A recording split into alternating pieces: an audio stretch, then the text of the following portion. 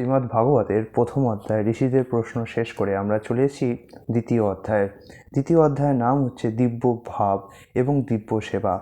এর প্রথম শ্লোকটি হচ্ছে ব্যাস উবাচ ইতি সম্প্রশ্ন সংহৃষ্ট বিপ্রাণাং রোমহর্ষণি প্রতিপূজ্য বচস্তেষাং বক্তুমুপচক্রমে।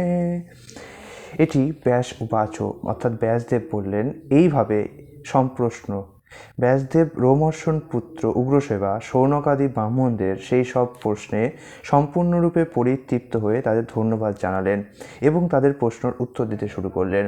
আমরা দেখেছি যে নৈমিষারণ্যে কীভাবে বিভিন্ন ঋষিরা একত্রিত হয়ে প্রশ্ন করেছিল সূত গোস্বামীকে যে আমাদের বলুন, ব্রূহি যোগেশ্বরে কৃষ্ণে ব্রহ্মণ্যে ধর্মবর্মণি সাংকাষ্টামধনুপেতে ধর্ম কংশরণং গত। পরম ব্রহ্ম যোগেশ্বর শ্রীকৃষ্ণ সম্প্রতি তার নিত্যধামে অন্তর্ধান রূপ অপ্রকট লীলায় প্রবেশ করলে সনাতন ধর্ম কার শরণাপন্ন হয়েছে তা আমাদের বলুন।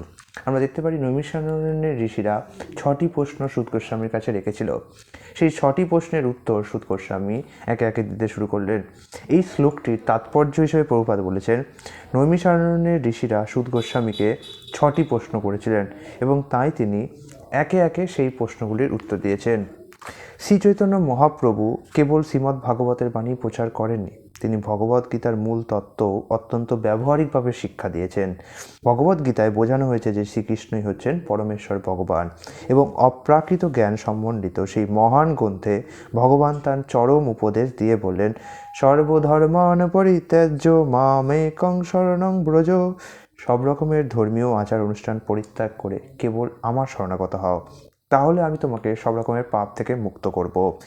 দুর্ভাগ্যবশত শ্রীকৃষ্ণের প্রত্যক্ষ নির্দেশ এবং ভগবদ্গীতার শিক্ষা সত্ত্বেও অল্প বুদ্ধিসম্পন্ন মানুষেরা তাকে একজন ঐতিহাসিক ব্যক্তি বলে মনে করেন এবং তাই তারা তাকে পরমেশ্বর রূপে মেনে নিতে পারেন না। এই সমস্ত নির্বোধ লোকেরা অনেক সময় প্রবঞ্চক অভক্তদের দ্বারাও প্রতারিত হয়। তাই অনেক তথাকথিত বড় বড় পণ্ডিতেরাও ভগবদ্গীতার কদর্থ করেছে। আগামী দিন আমরা এর দিব্য ভাব এবং দিব্য শ্লোক নম্বর 2 সূত উপাচটি বিশ্লেষণ করব।